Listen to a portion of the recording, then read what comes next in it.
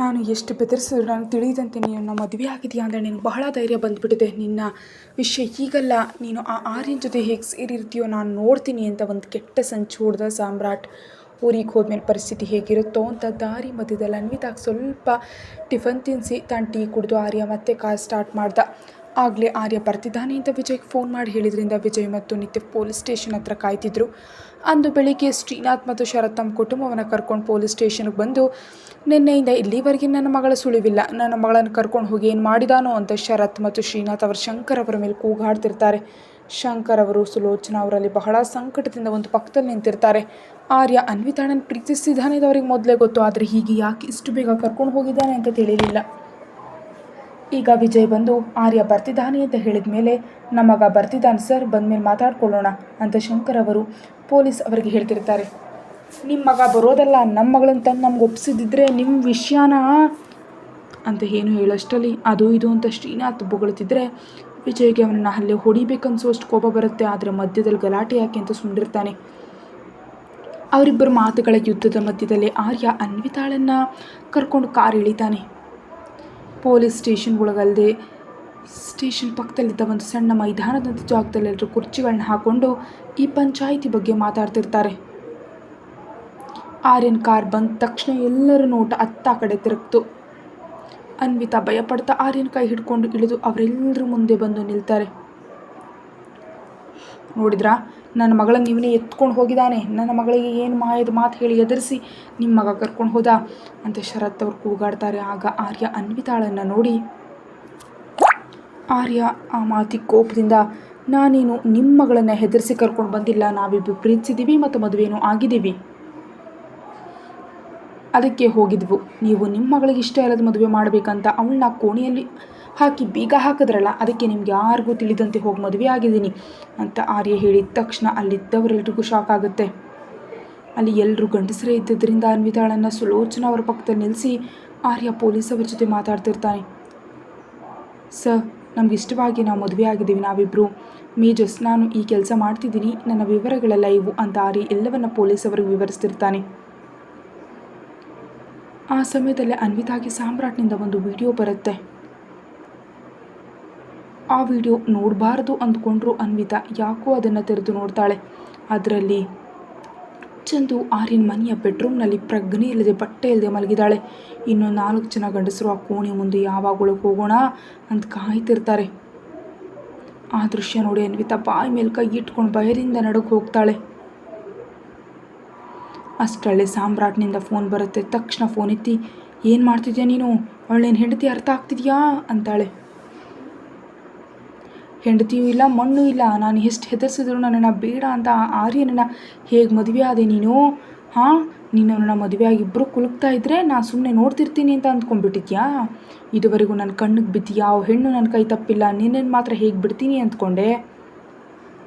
ಅಷ್ಟಕ್ಕೂ ಆ ಆರ್ಯ ಅಂದರೆ ನನಗೆ ಆಗಲ್ಲ, ನನ್ನ ತಂಗಿಯನ್ನು ಮದುವೆ ಮಾಡ್ಕೊ ಅಂತ ಬಡಬಡಿಸಿದ್ರೆ ನನ್ನ ತಂಗಿಯನ್ನು ಬೇಡ ಅಂತ ನಿನ್ನ ಹಿಡ್ದವನು ಅಂಥವನಿಗೆ ನಿನ್ನನ್ನು ಹೇಗೆ ದಕ್ಕೋದಕ್ಬಿಡ್ತೀನಿ, ನಿನ್ನನ್ನು ನಾನು ಸ್ವಂತ ಮಾಡಿಕೊಂಡೇ ತೀರ್ತೀನಿ. ಈಗ ನೀನು ಈ ಮದುವೆ ನಿನಗಿಷ್ಟ ಇಲ್ಲ ಅಂತ ಎಲ್ಲರ ಮುಂದೆ ಹೇಳದಿದ್ದರೆ ನನ್ನ ಹೆಂಡತಿ ಆ 4 ಜನರ ಕೈಯಲ್ಲಿ ಅತ್ಯಾಚಾರಕ್ಕೊಳಗಾಗ್ತಾಳೆ, ಹಾಗೆ ಆ ಇಡೀ ಮನೆ ವೇಶ್ಯಾಗೃಹವಾಗುತ್ತೆ. ಅವಳನ್ನ ಮಾತ್ರ ಅಲ್ಲ, ನನ್ನ ಅತ್ತೆಯನ್ನು ಕೂಡ ಇದರಲ್ಲಿ ಇಳಿಸಿ ಆರ್ಯನ ಮನೆಯಲ್ಲಿ ವೇಶ್ಯವಾಟಿಕೆ ನಡೀತಿದೆ ಅಂತ ಸೃಷ್ಟಿಸ್ತೀನಿ. ಆಗ ಆರ್ಯನ ಕುಟುಂಬದ ಮೇಲೆ ಊರವರೆಲ್ಲ ಹುಬ್ಳಿಯವರನ್ನ ಊರಿಂದ ಹೊರ ಹಾಕ್ತಾರೆ. ಹೇಗಿದೆ ನನ್ನ ಯೋಜನೆ? ಈಗ ಈ ಊರಿನವರೆಲ್ಲರೂ ಮುಂದೆ ನಿನಗೆ ಆರ್ಯ ಅಂದರೆ ಇಷ್ಟ ಇಲ್ಲ, ಅವನು ನಿನ್ನನ್ನು ಬಲವಂತವಾಗಿ ಮದುವೆ ಹಾಕಿದ್ದೇನೆ ಅಂತ ಹೇಳಿ ನೀನು ಅವನಿಂದ ದೂರ ಆಗಬೇಕು, ಇಲ್ದಿದ್ರೆ ಇವಳು ಆ 4 ಜನರ ಕೈಯಲ್ಲಿ ಅತ್ಯಾಚಾರಕ್ಕೊಳಗಾಗಿ ಸಾಯ್ತಾಳೆ. ಆಮೇಲೆ ಆ ಮನೆ ವೇಶ್ಯಗೃಹವಾಗುತ್ತೆ. ಮುಂದೆ ಬಹಳ ನಡೆಯುತ್ತೆ. ಆ ಆರ್ಯನನ್ನು ಮತ್ತು ನನ್ನ ಮಾವನನ್ನು ಊರಿನವರೆಲ್ಲ ಹೊಡಿತಾರೆ. ಆಮೇಲೆ ಈಗ ನಿನ್ನನ್ನು ಕೂಡ ಅವನು ವೇಶ್ಯವಾಟಿಗಾಗಿ ಮದುವೆ ಆಗಿದ್ದಾನೆ ಅಂತ ಊರೆಲ್ಲ ನಂಬಿಸ್ತೀನಿ ಅಂತ ಬಹಳ ನೀಚವಾಗಿ ಮಾತಾಡ್ತಾನೆ ಆ ಸಾಮ್ರಾಟ್. ಅಷ್ಟೇ, ಅವನ ಮಾತುಗಳಿಗೆ ಅನ್ವಿತಾಗಿ ಏನು ಮಾಡಬೇಕಂತ ತಿಳಿಯೋದಿಲ್ಲ. ಈ ವಿಷಯ ಆರ್ಯಾಗಿ ಈಗಲೇ ಹೇಳೋಣ ಅಂದ್ಕೊಳ್ತಾಳೆ. ಆದರೆ ಈ ವಿಷಯ ಆರ್ಯನಿಗೆ ತಿಳಿದು ಮರುಕ್ಷಣವೇ ಚಂದು ಸತ್ತು ಹೋಗ್ತಾಳೆ. ಈ ವಿಷಯ ಯಾರಿಗಾದರೂ ತಿಳಿದ್ರೆ ನಾನು ಹೇಳಿದ್ದೆ ಅಲ್ಲದೆ ಹೇಳದ ವಿಷಯಗಳು ಬಹಳ ನಡೆಯುತ್ತವೆ, ಜಾಗ್ರತೆ. ನಾನೀಗ ಅಲ್ಲಿಗೆ ಬರ್ತಿದ್ದೀನಿ, ನನ್ನ ಎದುರೇ ನೀನು ಆರ್ಯನನ್ನು ಬಲವಂತವಾಗಿ ಮದುವೆ ಆಗಿದ್ದಾನೆ ಅಂತ ಹೇಳಬೇಕು, ಇಲ್ದಿದ್ರೆ ನಡೆಯೋದನ್ನು ನೀನು ಊಹಿಸೋದಕ್ಕೂ ಸಾಧ್ಯ ಇಲ್ಲ ಅನ್ವಿತಾ ಅಂತ ವಾರ್ನಿಂಗ್ ನೀಡಿ ಸಾಮ್ರಾಟ್ ಫೋನ್ ಇಡ್ತಾನೆ. ಈಗ ನಾನು ಅಲ್ಲಿಗೆ ಬರ್ತಿದ್ದೀನಿ, ನೀನು ಊರವ್ರ ಮುಂದೆ ಆರ್ಯ ಬಲವಂತವಾಗಿ ಮದುವೆ ಆಗಿದ್ದೇನೆ ಅಂತ ಹೇಳ್ದಾ ಇದ್ದರೆ ಗೊತ್ತು ತಾನೇ ನಾನು ಏನು ಮಾಡ್ತೀನಿ ಅಂತ ರಾಕ್ಷಸನಂತೆ ನಗ್ತಾನೆ. ಅವನ ನಗುಬಿಗೆ ಅನ್ವಿತಾಳ ಮೈ ಚುಮ್ಮಂತೂ ಮೈಯಲ್ಲಿ ನಡುಕ ಶುರುವಾಗಿ ಆರ್ಯ ಅಲ್ಲೆಲ್ಲರನ್ನ ಒಪ್ಪಿಸ್ತಿರೋದನ್ನು ನೋಡ್ತಾಳೆ. ತಮ್ಮ ಮದುವೆಯನ್ನು ಉಳಿಸ್ಕೊಳ್ಳೋದಕ್ಕೆ ಅವನು ಪಡ್ತಿರೋ ಶ್ರಮ ನೋಡ್ತಿದ್ರೆ ಅನ್ವಿತಾಳ ಕಣ್ಣುಗಳಿಂದ ನೀರು ಸುರಿತಿರುತ್ತೆ. ಅನ್ವಿತಾ ಅಳ್ತಿರೋದು ನೋಡಿದ ಸುಲೋಚನಾ ಅವರು, ಏನೂ ಆಗಲ್ಲ ತಾಯಿ, ಎಲ್ಲ ಸರಿ ಹೋಗುತ್ತೆ, ಸ್ವಲ್ಪ ಹೊತ್ತಿನ ನಂತರ ನಾವು ಮನೆಗೆ ಹೋಗೋಣ ಅಂತ ಸುಲೋಚನಾ ಅವರ ಧೈರ್ಯ ಹೇಳಿದ್ರು. ನನ್ನ ಕ್ಷಮಿಸಿ ಅತ್ತೆ, ನಿಮ್ಮ ಮಗಳಿಗಾಗಿ ನಿಮ್ಮ ಮಗನಿಗೆ ನೋವು ಕೊಡಲಿದ್ದೀನಿ ನಾನೀಗ ಅಂತ ತನ್ನ ಮನಸ್ಸಿನಲ್ಲಿ ಅಂದ್ಕೊಂಡ್ಳು ಅನ್ವಿತಾ. ಇನ್ನು ಮುಂದೆ ಆರ್ಯನನ್ನು ನೋಡ್ತೀನೋ ಇಲ್ವೋ ಅಂದ್ಕೊಳ್ತಾ 10 ನಿಮಿಷಗಳ ಕಾಲ ಆರ್ಯ ಎತ್ತ ಹೋದರೆ ಅವಳ ಕಣ್ಣುಗಳು ಅತ್ತ ಕಡೆ ತಿರುಗ್ತಿರುತ್ತವೆ. ನನ್ನ ಕ್ಷಮಿಸು ಕಣೋ, ನಿನ್ನ ಮಾಂಗಲ್ಯ ಕಟ್ಟಿ 24 ಗಂಟೆ ಕೂಡ ಆಗಿಲ್ಲ, ಅಷ್ಟರಲ್ಲೇ ನಿನ್ನ ಬಿಟ್ಟು ಹೋಗ್ತಿದ್ದೀನಿ. ನನ್ನ ಕ್ಷಮಿಸು ಆರ್ಯ, ಈ ಜೀವನದಲ್ಲಿ ನನ್ನ ಕ್ಷಮಿಸ್ತೀಯೋ ಇಲ್ವೋ ಕೂಡ ತಿಳಿಯೋದು. ನಾನು ಮಾಡೋ ತಪ್ಪಿಗೆ ದಯವಿಟ್ಟು ಕ್ಷಮಿಸು. ದೊಡ್ಡ ತಪ್ಪು ಮಾಡಲಿದ್ದೀನಿ, ನಿನ್ನ ಬಿಟ್ಟು ಹೋಗ್ತಿದ್ದೀನಿ. ಆದರೆ ನಿನ್ನ ಬಿಟ್ಟ ಮೇಲೆ ನಾನು ಬದುಕಿದ್ದು ಸತ್ತಂತೆ. ಆದರೆ ಚಂದುವಿಗಾಗಿ ನಾನು ಈ ಕೆಲಸ ಮಾಡಲೇಬೇಕಾಗಿದೆ. ನಾನೀಗ ಈ ಕೆಲಸ ಮಾಡದಿದ್ದರೆ ಬಹಳ ಅನರ್ಥಗಳು ನಡೆಯುತ್ತವೆ ಆರ್ಯ. ನಾನು ನಿನ್ನನ್ನು ಪ್ರೀತಿಸ್ತೀನಿ ಆರ್ಯ, ಐ ಲವ್ ಯು. ಅನಾವಶ್ಯಕವಾಗಿ ನಾನು ನಿನ್ನ ತಡೆದೇ ಕಣೋ. ಕನಿಷ್ಠ ನಿನ್ನ ತಡೆದೇ ಇದ್ದಿದ್ದರೆ ನಿನ್ನ ಸಿಹಿಯಾದ ನೆನಪುಗಳನ್ನಾದರೂ ನನ್ನಲ್ಲಿ ಬಚ್ಚಿಟ್ಕೊಳ್ತಿದ್ದೆ. ಆದರೆ ನಿನ್ನ ತಡೆದು ನೀನೆ ನಾನು ಬಹಳ ದೊಡ್ಡ ತಪ್ಪು ಮಾಡಿದೆ ಅಂತ ಗಟ್ಟಿಯಾಗಿ ಕಣ್ಣು ಮುಚ್ಚಿಕೊಂಡು ತನ್ನ ಮಾಂಗಲ್ಯವನ್ನು ಕೈಯಲ್ಲಿ ಬಿಗಿಯಾಗಿಡಿದು ಆರ್ಯನನ್ನು ನೋಡ್ತಿರ್ತಾಳೆ. ಆರ್ಯ ಪೊಲೀಸರ ಜೊತೆ ಅವಳ ಮದುವೆ ಬಗ್ಗೆ ಮಾತಾಡಿ ಬೇಕಿದ್ರೆ ಅನ್ವಿತಾಳನ್ನು ಕೇಳಿ ಸರ್, ನಾವಿಬ್ಬರು ನಮ್ಮ ಇಷ್ಟದಂತೆಯೇ ಮಾಡ್ಕೊಂಡಿದ್ದೀವಿ ಅಂತಾನೆ. ಆಗ SI ಅವರ ಅನ್ವಿತಾಳ ಮುಂದೆ ಬಂದು, ಹೇಳಮ್ಮ, ನೀವಿಬ್ಬರು ವಯಸ್ಕರು, ನಿಮ್ಮ ಇಷ್ಟದಂತೆ ಮದುವೆ ಆಗಿದ್ದರೆ ಯಾರು ಏನು ಅನ್ನೋದಕ್ಕಾಗೋದಿಲ್ಲ, ನೀನು ಆರ್ಯನ ಜೊತೆ ಇರ್ಬೋದು ಅಂತ ಕೇಳಿದಾಗ ಅನ್ವಿತಾ ಕಣ್ಣೀರಿನಿಂದ ಆರ್ಯನ ಕಡೆ ನೋಡ್ತಾಳೆ. ಅಷ್ಟರಲ್ಲೇ ಸ್ವಲ್ಪ ದೂರದ ಸಾಮ್ರಾಟ್ ಬಂದು ನಿಲ್ತಾನೆ. ಅವನು ಅನ್ವಿತಾಳನ್ನು ನೇರವಾಗಿ ನೋಡುತ್ತಾ ಕೆಟ್ಟದಾಗಿ ನಗ್ತಿದ್ರೆ ಅನ್ವಿತಾ ಅವನನ್ನು ಅಸಹ್ಯವಾಗಿ ನೋಡಿ ಆರ್ಯನನ್ನು ಮಾತ್ರ ಸಂಕಟದಿಂದ ನೋಡ್ತಿರ್ತಾಳೆ. ಹೇಳಿ, ನಿಮ್ಮ ಇಷ್ಟದಂತೆಯೇ ಮದುವೆ ಆಗಿದ್ದೀರಾ ಅಂತ SI ಮತ್ತೊಮ್ಮೆ ಕೇಳಿದಾಗ ಇಲ್ಲ ಅಂತ ಕಣ್ಣೀರಿನಿಂದ ತಲೆ ಅಡ್ಡವಾಗಾಡಿಸ್ತಾಳೆ. ಆದ್ದರಿಂದ ಆರ್ಯ ಅನ್ವಿತಾಳನ್ನು ದಿಕ್ಕೆ ತೋಚದಂತೆ ನೋಡ್ತಿದ್ದರೆ ಸಾಮ್ರಾಟ್ ಮಾತ್ರ ರಾಕ್ಷಸ ಆನಂದ ಪಡ್ತಾ ಅಲ್ಲಿ ನಡೆಯೋದನ್ನು ನೋಡ್ತಿರ್ತಾನೆ. ಬಾಯಿಂದ ಹೇಳಿ ಮೇಡಮ್ ಅಂತ SI ಮತ್ತೊಮ್ಮೆ ಗಟ್ಟಿಯಾಗಿ ಕೇಳಿದಾಗ ನನಗೆ ಮದುವೆ ಇಷ್ಟ ಇಲ್ಲ, ಆರ್ಯ ಬಲವಂತವಾಗಿ ನನ್ನ ಮನೆಯಿಂದ ಕರ್ಕೊಂಡು ಹೋಗಿ ಮದುವೆ ಆಗಿದ್ದಾನೆ ಅಂತ ಅಳ್ತಾ ಹೇಳಿದ್ಲು ಅನ್ವಿತಾ. ಅನ್ವಿತಾಳ ಮಾತಿಗೆ ಶರತ್ ಮತ್ತು ಶ್ರೀನಾಥ್ ಮುಖದಲ್ಲಿ ನಗು ಬಂದರೆ ಆರ್ಯನ ಮುಖ ಬಹಳ ಕೋಪವಾಗಿ ಬದಲಾಗುತ್ತೆ. ಹಾಗೆ ಶಂಕರ್ ಮತ್ತು ಸುಲೋಚನಾ ಅವರು ಕಂಗಾಲಾಗಿ ಆರ್ಯನ ಕಡೆ ನೋಡ್ತಿರ್ತಾರೆ. ಅನ್ವಿತಾಳ ಮಾತಿಗೆ ಇವರೆಲ್ಲರೂ ಮಾತ್ರ ಅಲ್ಲ, ವಿಜಯ್ ಮತ್ತು ನಿತ್ಯ ಕೂಡ ಗಾಬರಿಯಿಂದ ನೋಡ್ತಿರ್ತಾರೆ.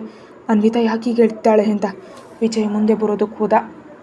ಏನು ಮಾತಾಡ್ತಿದ್ಯಾ ಅನ್ವಿತಾ ನೀನು ಅನ್ನುತ್ತಾ, ಆದರೆ ಆರ್ಯ ಕೈ ಅಡ್ಡ ಹಾಕಿ ನೀನು ಸುಮ್ಮನಿರು ಅಂತ ಅನ್ವಿತಾಳ ಮುಂದೆ ಹೋಗಿ, ಏನು ಮಾತಾಡ್ತಿದ್ಯಾ,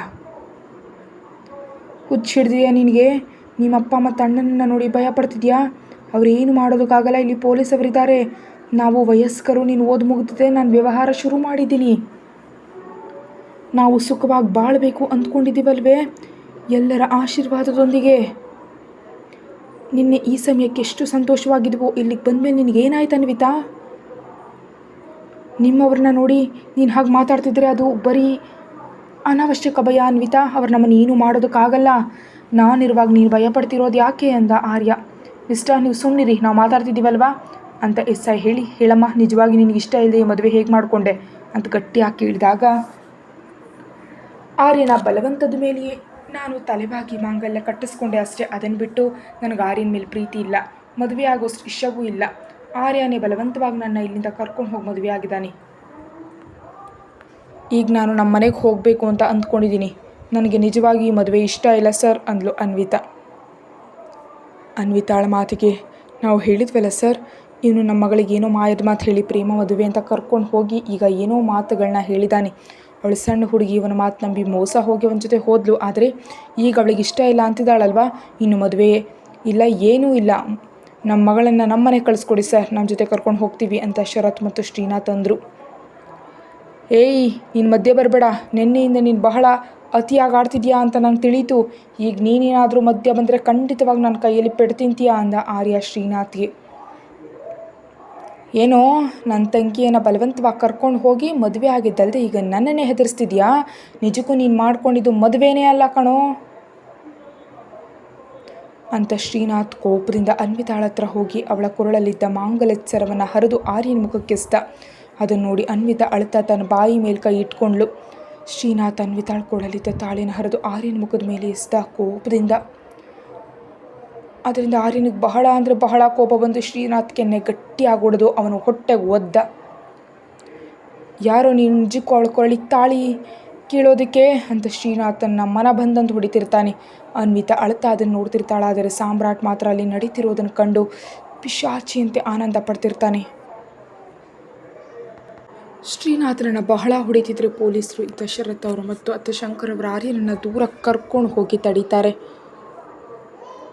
ಶ್ರೀನಾಥ್ ಬಾಯಿಂದ ಬರ್ತಿದ್ದ ರಕ್ತವನ್ನು ಒರೆಸ್ಕೊಂಡು, ನೋಡಿದ್ರಾ ಇವನ ರಾಕ್ಷಸ ಗುಣವನ್ನು, ಇವನು ನಾಳೆ ನನ್ನ ತಂಗಿಯನ್ನು ಕೂಡ ಹೀಗೆ ಹಿಂಸಿಸ್ತಾನೆ. ನನ್ನ ತಂಗಿ ಇವನ ಬಳಿ ಇರೋದು ಬೇಡ, ಅದಕ್ಕೆ ಅವಳಿಗೆ ಈ ಮದುವೆ ಇಷ್ಟ ಇಲ್ಲ ಅಂತ ಹೇಳ್ತಿದ್ದಾಳೆ. ನನ್ನ ತಂಗಿನ ನಮ್ಮ ಜೊತೆ ಕಳಿಸಿ, ಇವನೊಬ್ಬ ನಮಗೆ ಸಂಬಂಧ ಇಲ್ಲದವನು ಅಂತಾನೆ. ಏನೇ ನಿನಗೆ ಮದುವೆ ಇಷ್ಟ ಇಲ್ವಾ? ನಾನು ನಿನ್ನ ಬಲವಂತವಾಗಿ ಎತ್ಕೊಂಡು ಹೋಗಿ ಮದುವೆ ಆದ್ನಾ?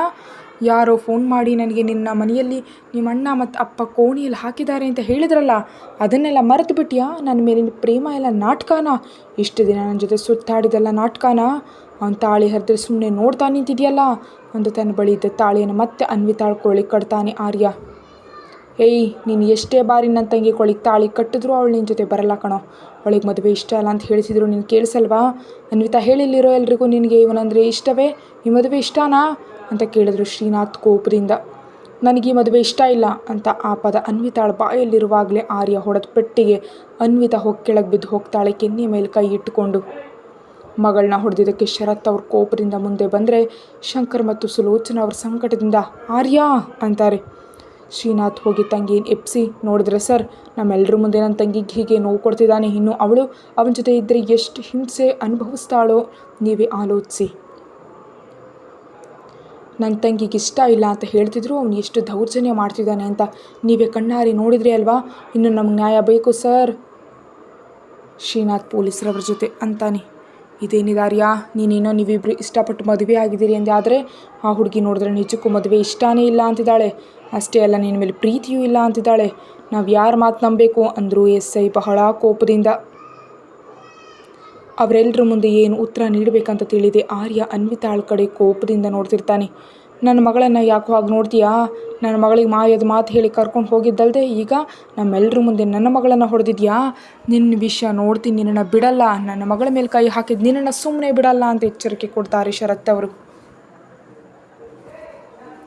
ಏನು ಕಿತ್ಕೊಳ್ಳಿ ಅನ್ನುವಂತೆ ಒಂದು ನೋಟವನ್ನು ಮಾವನ ಕಡೆ ಎಸ್ದ ಆರ್ಯ.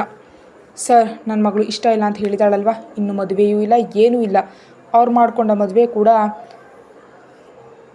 ಸರಿ ಇಲ್ಲ. ನಮ್ಮ ಮಗಳನ್ನು ನಮ್ಮ ಮನೆ ಕರ್ಕೊಂಡು ಹೋಗ್ತೀವಿ. ಇನ್ನು ಇವನಿಗೂ ನನ್ನ ಮಗಳಿಗೂ ಯಾವುದೇ ಸಂಬಂಧ ಇಲ್ಲ. ಅನ್ವಿತಾ, ನಡಿ ಹೋಗೋಣ ಇಲ್ಲಿಂದ ಅಂತ ಮಗಳ ಕೈ ಹಿಡ್ಕೊಳ್ತಾರೆ ಶರತ್ ಅವರು.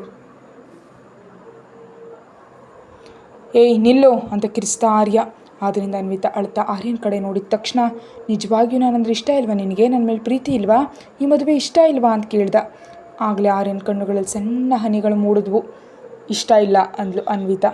ಅಷ್ಟೇ, ಆ ಒಂದು ಮಾತಿನ ನಂತರ ಆರ್ಯನ ಬಾಯಿಂದ ಒಂದು ಮಾತು ಕೂಡ ಹೊರಗೆ ಬರಲಿಲ್ಲ.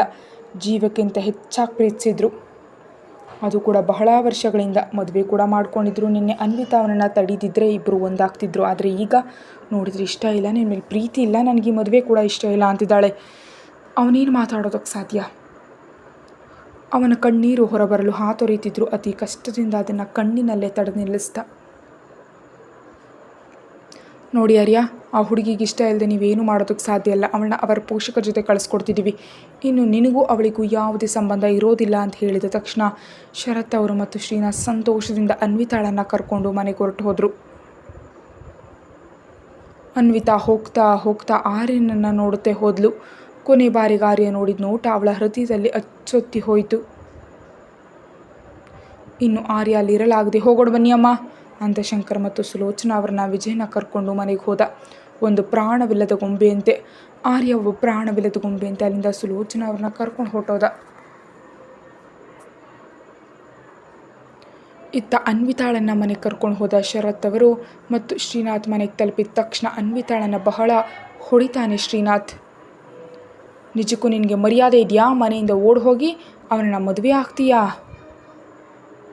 ಈಗ ಅವನಂದರೆ ಇಷ್ಟ ಇಲ್ಲ ಅಂತ ನಮಗೆ ಹೆದರಿ ನಮ್ಮ ಜೊತೆ ಬಂದೆ, ಅದಕ್ಕೆ ಸರಿಯಾಯಿತು. ಇಲ್ಲದಿದ್ದರೆ ಇಬ್ಬರನ್ನ ಅಲ್ಲೇ ಕೊಂದು ಹಾಕ್ತಿದ್ದೆ ಅಂದ. ಅವಳು ಆರ್ಯನ ಜೊತೆ ಹೋಗಬೇಕು ಅಂತ ಅಂದ್ಕೊಂಡ್ರೆ ಆ ದೇವರು ಕೂಡ ತಡೆಯೋದಕ್ಕೆ ಸಾಧ್ಯ ಇಲ್ಲ ಅಂತ ಅವಳಿಗೆ ಗೊತ್ತು. ಆದರೆ ಈಗ ಅವರು ಏನೇ ಆದರೂ ಸುಮ್ಮನಿದ್ದಾಳೆ, ಯಾಕಂದರೆ ತಪ್ಪು ತನ್ನ ಕಡೆ ಇದೆ ಅಂತ ಅವಳಿಗೆ ಗೊತ್ತು.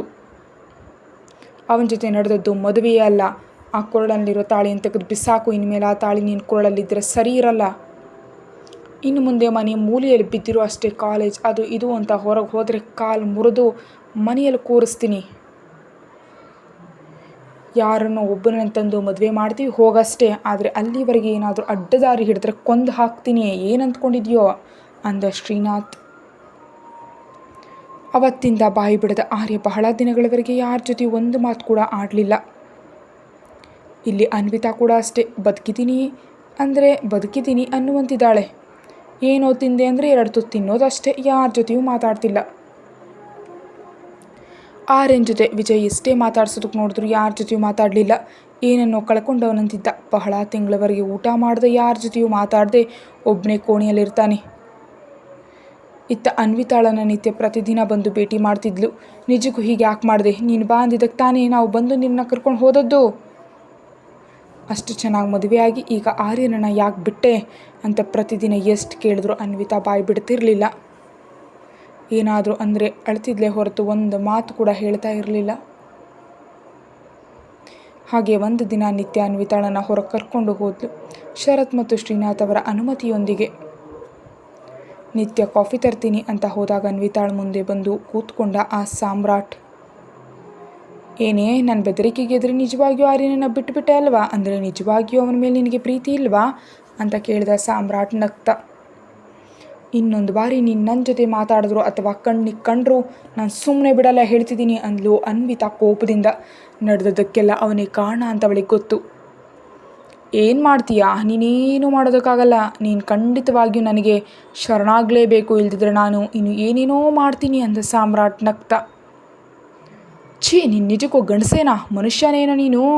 ಆರ್ಯನನ್ನ ಮದುವೆ ಆಗೋ ಮುನ್ನ ಹಿಂದೆ ಬಿದ್ದೆ. ನಾನು ಆರ್ಯನನ್ನ ಮದುವೆ ಆದೆ, ನಿನಗೆ ತಂಗಿ ಸಮಾನ ಆಗ್ತೀನಿ ಅಂತ ತಿಳಿದ ಮೇಲೂ ಹೀಗೆ ನಾನು ಹಿಂದೆ ಬೀಳ್ತಿದ್ಯಾ ಅಂದರೆ ನಿನಗೆ ಯಾವುದೇ ಸಂಬಂಧದ ಅರಿವಿಲ್ಲದ ಮೃಗ ಅಂತ ಅರ್ಥ ಆಗ್ತಿದೆ. ಅಸಲಿಗಿಷ್ಟು ನೀಚವಾಗಿ ಹೇಗೆ ಹುಡ್ತೆ? ಭೂಮಿಗೆ ಭಾರವಾಗಿ ನೀನು. ಇದೇ ಮಾತನ್ನು ನನ್ನ ಆರ್ಯನೇ ಒಂದೇ ಮಾತು ಹೇಳಿದರೆ ನಿನ್ನ ತಲೆ ಆ ಕ್ಷಣವೇ ಹಾರ್ತಿತ್ತು. ಆದರೆ ಎಲ್ಲಿ ಚಂದುವಿನ ಜೀವನ ಅನ್ಯಾಯವಾಗಿಬಿಡುತ್ತೋ ಅಂತ ನಾನು ಆಲೋಚಿಸಿದೆ.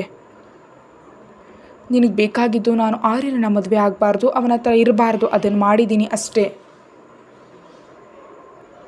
ಈಗ ನನ್ನಿಂದ ದೂರ ಇರು ಅಷ್ಟೇ ಹೊರತು ನನಗೆ ಶರಣಾಗಬೇಕು ಅಂತ ಇನ್ನೊಂದು ಬಾರಿ ನನ್ನ ಮುಂದೆ ಬಂದರೆ ಈ ಬಾರಿ ಏನು ನಡೆದ್ರೂ ನಾನು ಸುಮ್ಮನಿರಲ್ಲ, ಹೇಳ್ತಿದ್ದೀನಿ. ನೀನು ಬರೆದಿದ್ರೆ ನನ್ನ ಹೆಂಡತಿ ಸತ್ತು ಹೋಗ್ತಾಳೆ ಅಂದ ಸಾಮ್ರಾಟ್.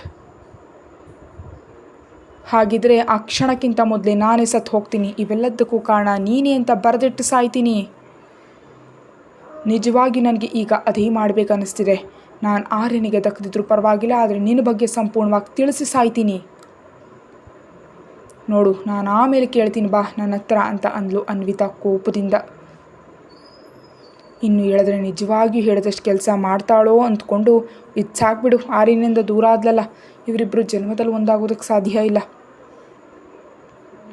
ಅದು ಸಾಕು ಮನಸ್ಸಿಗೆ. ಈಗಷ್ಟೇ ಇಲ್ಲ, ಇನ್ನೆಂದಿಗೂ ನೀನು ಆರ್ಯನ ಹತ್ರ ಹೋಗಬಾರ್ದು. ಅವನು ನನ್ನ ತಂಗಿನೇ ಬೇಡ ಅಂದವನು. ಅಂಥವನ ಜೀವನ ಪೂರ್ತಿ ಒಬ್ಬಂಟಿಯಾಗಿ ಕೊಳೀಬೇಕು. ಅವನು ಹೇಗೆ ಸಂತೋಷವಾಗಿರ್ತಾನೋ ನಾನು ಕೂಡ ನೋಡ್ತೀನಿ, ಆದರೆ ನಿನ್ನನ್ನು ಬಿಡೋದಿಲ್ಲ ಅಂತ ಅಲ್ಲಿಂದ ಹೊರ್ಟು ಹೋದ ಸಾಮ್ರಾಟ್. ಹಾಗೆ ಆರ್ಯನ ಮನೆ ಹತ್ತಿರದಿಂದ ಕೂಡ ಹೊರಟೋದ ಚಂದುವನ್ನು ಕರ್ಕೊಂಡು. ಆರ್ಯನನ್ನು ಹಾಗೆ ನೋಡಿ ಸಂತೋಷ ಪಡ್ತಾ. ಆರ್ಯ ಹಾಗೆ ಸೊರಗ್ತಾ ಇರೋದನ್ನು ಕಂಡು ಸುಲೋಚನಾ ಮತ್ತು ಶಂಕರ್ ಅವರು ಕೂಡ ಸಂಕಟ ಪಡ್ತಿದ್ರು. ಯಾರು ಏನೇ ಹೇಳಿದ್ರು ಆರ್ಯ ಯಾರ ಮಾತು ಕೇಳ್ತಿರ್ಲಿಲ್ಲ. ಅವನ ಲೋಕವೇ ಬೇರೆಯಾಗಿತ್ತು. ಅವ್ರು ಪ್ರೀತಿಸಿದ ದಿನಗಳಿಂದ ಹಿಡಿದು ಮದುವೆಯ ದಿನದವರೆಗೆ ಎಲ್ಲವನ್ನ ನೆನಪಿಸ್ಕೊಳ್ತಾ ಮೌನವಾಗಿ ಕಣ್ಣೀರು ಸುರಿಸ್ತಿದ್ದ. ಇನ್ನು ಯಾರು ಏನು ಹೇಳಿದ್ರು ಆರ್ಯ ಕೇಳ್ತಿಲ್ಲ ಅಂತ ವಿಜಯ್ ಒಂದು ದಿನ ಬಂದು ಬಿಸ್ನೆಸ್ ಅಂತ ಶುರು ಮಾಡಿದೆ. ಈಗ ಎಷ್ಟು ನಷ್ಟ ಆಗ್ತಿದೆ ಗೊತ್ತಾ? ಈಗ ನಾವು ಕೆಲಸ ಶುರು ಮಾಡದಿದ್ದರೆ ಎಷ್ಟು ಸಾಲ ತೊಗೊಂಡಿದೆಯೋ ನೆನಪಿಲ್ವಾ? ಅವನ್ನೆಲ್ಲ ಎಲ್ಲಿಂದ ತೀರಿಸ್ತೀಯೋ? ಆಸ್ತಿಯನ್ನೆಲ್ಲ ಮಾರಾಟ ಮಾಡಿದ್ರೆ ಬೀದಿಗೆ ಬರ್ತೀಯಾ? ಅದೇ ಕೆಲಸ ಮಾಡ್ತೀಯಾ? ಮನೆಯಲ್ಲಿ ಕೂತ್ರೆ ಏನು ಬರುತ್ತೆ ಅಂದ್ಕೊಂಡಿದ್ಯಾ? ಅಸಂಕಟ ಪಡೋ ಸಮಯವನ್ನು ಈ ಕೆಲಸದಲ್ಲಿ ಆಗಬಹುದಲ್ವಾ ಅಂತ ಸ್ವಲ್ಪ ಆರ್ಯನ ಮನಸ್ಸನ್ನು ಬದಲಿಸಿದ ಮೇಲೆ ಆ ದಿನ ಇನ್ನು ಹೈದರಾಬಾದ್ಗೆ ಹೊರಟು ತನ್ನ ವ್ಯವಹಾರವನ್ನು ದಾರಿಗೆ ತರೋ ಕೆಲಸ ಶುರು ಮಾಡ್ದ ಆರ್ಯ. ಇಲ್ಲಿ ನಿತ್ಯಾಳ ಓದು ಕೂಡ ಮುಗ್ದಿದ್ರಿಂದ ಅವಳಿಗೆ ಹೈದರಾಬಾದ್ನಲ್ಲಿ ಕೆಲಸ ಸಿಕ್ಕಿದ ಮೇಲೆ ಅನ್ವಿತಾಗ ವಿಷಯ ಹೇಳಿದ್ಲು. ಅನ್ವಿತಾ ಕೂಡ ಮನೆಯವರೆಲ್ಲರನ್ನ ಒಪ್ಪಿಸಿ ಇನ್ನೊಂದು ಬಾರಿ ಆರ್ಯನ ಮುಖ ನೋಡಲ್ಲ ಅಂತ ಹೇಳಿ ಅವಳು ಕೂಡ ನಿತ್ಯ ಜೊತೆ ಹೈದರಾಬಾದ್ಗೆ ಹೋಗಿ ಇಬ್ಬರು ಕೆಲಸವನ್ನು ಮಾಡ್ಕೊಂಡಿರ್ತಾರೆ. ಕತೆ ಮುಂದುವರಿಯುತ್ತೆ. ಹೆಚ್ಚಿನ ವಿಡಿಯೋಗಾಗಿ ಚಾನಲ್ಗೆ ಮೆಂಬರ್ಶಿಪ್ ತಗೊಂಡು ವಿಡಿಯೋ ಎಲ್ಲರಿಗಿಂತ ಮೊದಲೇ ನೋಡಿ. Thank you.